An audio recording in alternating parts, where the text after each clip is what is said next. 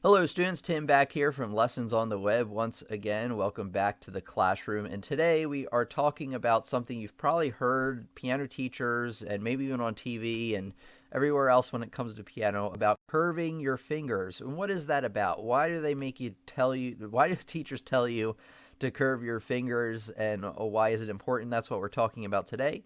So we're going to get right on to the lesson.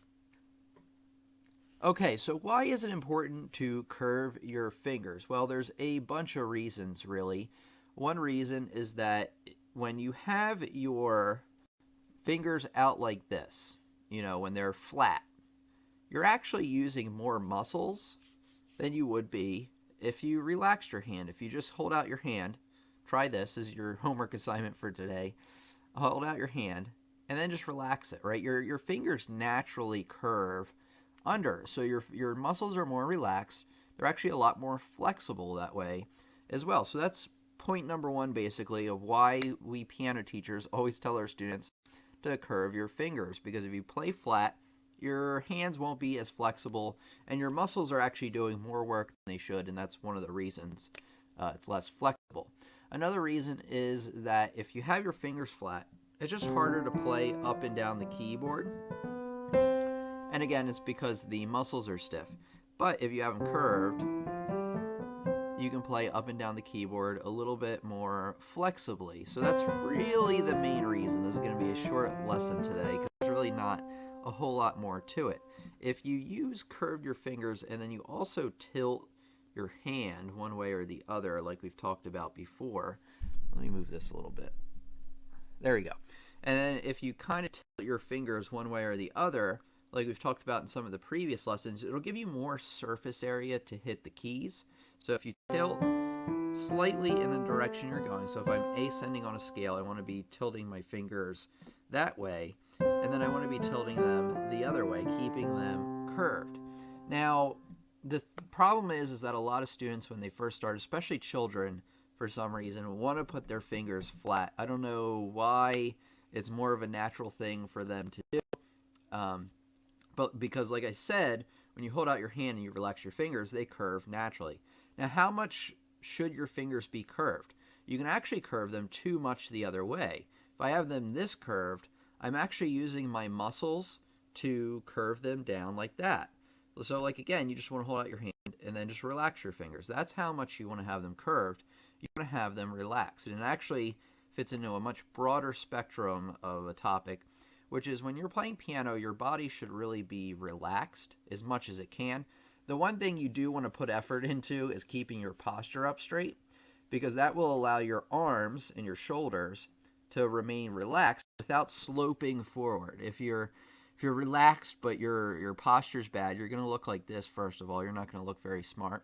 But that's not why we do it. You'll actually not be able to play up and down the keyboard as effectively as if you have good posture, yet you still have your shoulders back and relaxed, and you also have your hands relaxed, but still slightly curved. I guess people have their hands flat because if you relax your fingers and then lower your arms, that will kind of make them flat. So I guess I can kind of see why that happens. I've just been curving them so long, I haven't really been able to think about it.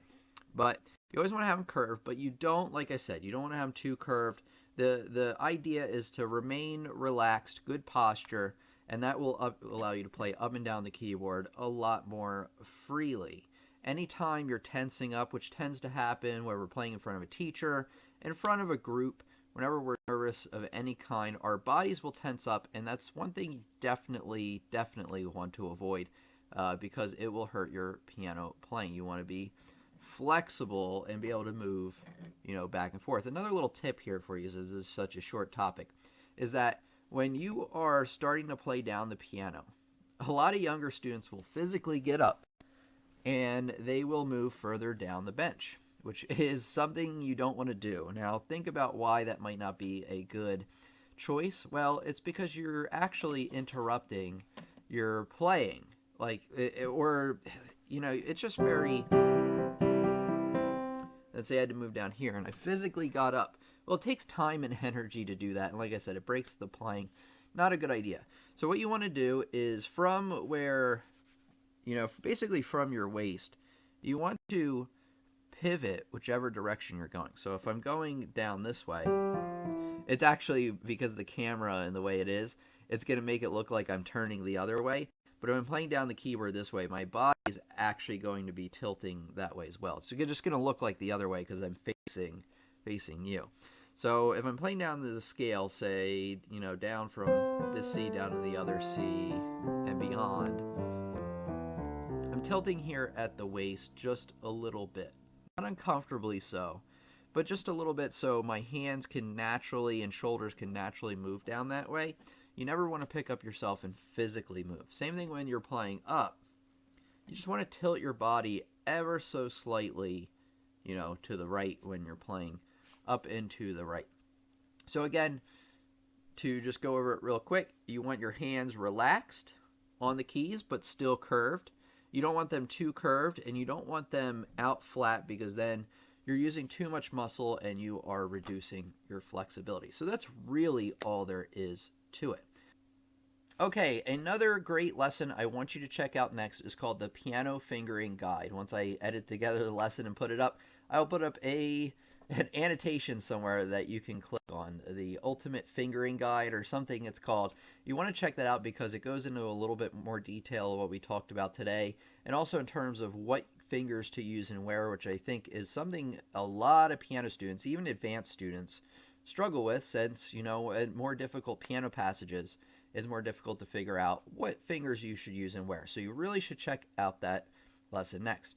If you like this type of lesson and all the other lessons on this channel that you see, you really want to head over to pianolessonsontheweb.com, where I have a lot of courses that I've made, where it has the same kind of videos you can expect from the channel, but along with printable sheet music examples, assignments, activities, and a bunch of other things to enhance your learning. It also covers a lot more topics that we haven't covered and probably won't cover here on the YouTube channel, at least for quite some time now.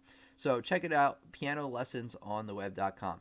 This has been Tim from Lessons on the Web. Thank you so much for joining us in our classroom today, and I'll talk to you real soon in the next lesson. Thank you so much.